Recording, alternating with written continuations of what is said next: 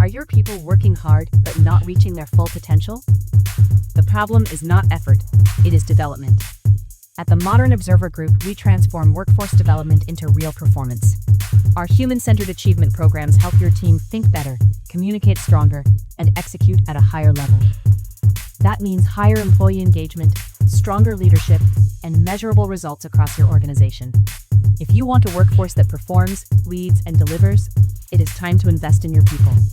Visit modernobserver.com and discover how the Modern Observer Group helps you build a workforce that wins.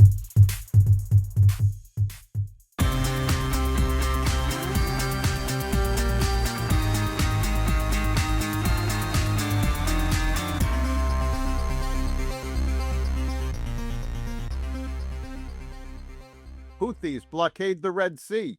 Medicare fraud targeted. France bans social media for children, and more. Welcome to the Raw Naked Truth.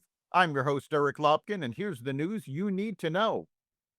Two oil tankers carrying Saudi crude towards Asia reversed course in the Red Sea Tuesday after Yemen's Houthi movement announced a blockade targeting Saudi oil shipping.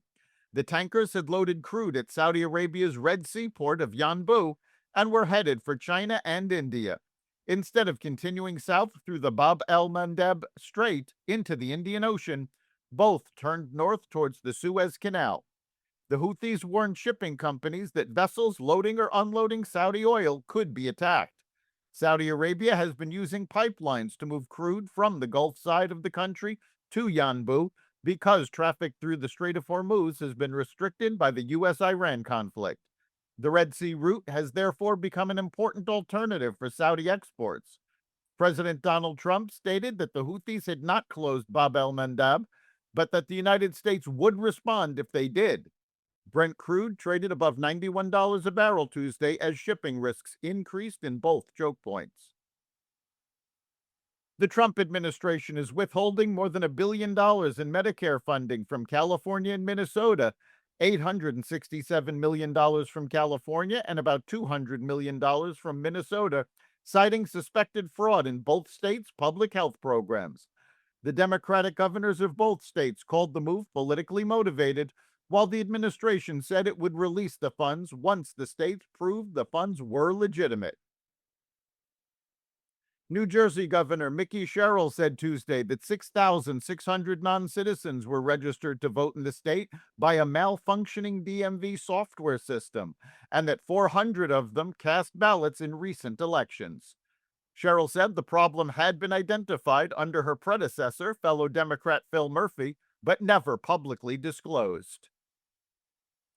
New York City Mayor Zohran Mamdani, who said repeatedly on the campaign trail last year that he would order the NYPD to arrest Israeli Prime Minister Benjamin Netanyahu, admitted Tuesday that he did not have the power to do so.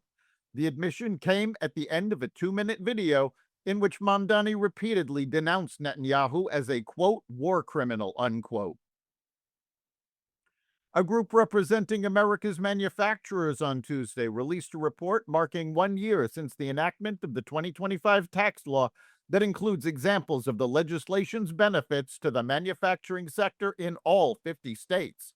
The One Big Beautiful Bill Act was passed by Republicans in Congress and signed into law by President Donald Trump last July, and the legislation contained a number of provisions aimed at boosting the manufacturing industry, such as 100% expensing of newly built factories and immediate depreciation of machinery, as well as preventing tax hikes.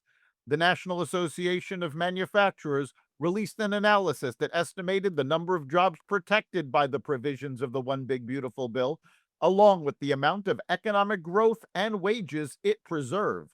It also chronicled how a manufacturer in each state used the tax law. Tax policy is far more than numbers on a spreadsheet, and these stories across all 50 states show the real-world impact of pro-growth policies that have given manufacturers the confidence to invest, hire, raise wages, and expand facilities, said National Association of Manufacturers CEO Jay Timmons. A federal appeals court has rejected former President Biden's bid to block release of audio recordings and transcripts from his interviews with his memoir ghostwriter. The D.C. Circuit's 2-to-1 ruling found the public interest in disclosing the redacted material outweighs Biden's privacy claims. The court suspended its decision until August 3rd, giving Biden time to consider a further appeal. The interviews with Biden were later obtained by special counsel Robert Hur, who described Biden as a sympathetic, well-meaning elderly man with a poor memory, fueling Republican demands for the raw audio that could reveal signs of early cognitive decline. Biden sued to prevent the Justice Department from releasing the material to Congress and the Heritage Foundation, which filed a Freedom of Information Act request for the files. France banned children under 15 from using social media on Tuesday, becoming the first country in the European Union to pass a blanket ban on the platforms as concerns grow worldwide over the harmful effects of digital content on kids. Both chambers of the parliament voted in favor of the measure, a flagship initiative of French President Emmanuel Macron's second term. The bill also bans the use of mobile phones in high schools. Several families in France have sued TikTok over teen suicides they say are linked to harmful content. Children's advocates and parents applauded the vote. Novo Nordisk sued Eli Lilly for allegedly deceptive GLP-1 ads. The Ozempic and Wegovy maker accused its rival, the company behind Mounjaro and Zepbound, of using outdated clinical trial data to make its weight loss drugs appear superior to Novo's. Novo says that the ads leave out more recent data that shows that a high-dose version of Wegovy can help patients lose the same amount of weight as Lilly's products. Novo is asking a court to force Lilly to stop running the ads and issue corrections. In a statement to CNBC, Lilly said it stands firmly behind our advertising and would defend against this lawsuit vigorously.